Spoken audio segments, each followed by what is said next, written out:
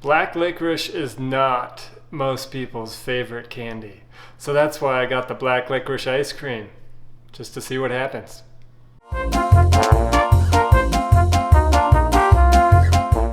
This is Mark, welcome back to Ice Cream Meltdown. Today we've got black licorice ice cream from Red Button Vintage Creamery. I'd never heard of Red Button until just the other day. I was strolling through the supermarket and found this. It's got black ice cream with the black licorice. This Red Button brand is here in Utah, which is probably why I'd never heard of it until now. We're gonna give it a try.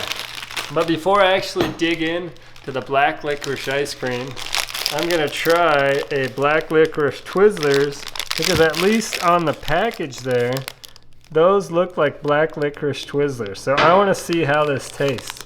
I read the label and it said natural and artificial flavors, which is not surprising. Nothing about Twizzlers looks natural. It's like plastic.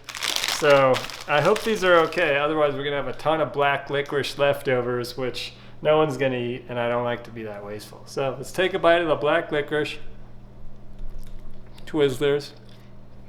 All right. Like I would expect, tastes kind of like medicine, but I kind of like black licorice. It's got that unique flavor. Whoa! Open this thing up, look at this. It's black. The only other black ice cream I've seen was I was in New York and I saw the charcoal ice cream, which looked like this.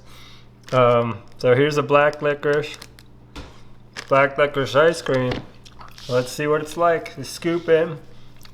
Wow. Feels like I'm digging through like mud.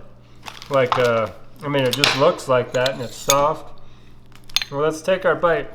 I still have the Twizzlers fresh in my mouth. Oh. That was pretty consistent. So as I'm chewing this, I'm chewing it, I'm tasting that strong black licorice flavor. Take a bite of that. There's not really much of a jump between the black licorice Twizzlers and this black licorice ice cream. That's pretty interesting. Huh. Well, here's the bottom line. If you like black licorice, you'll probably like this.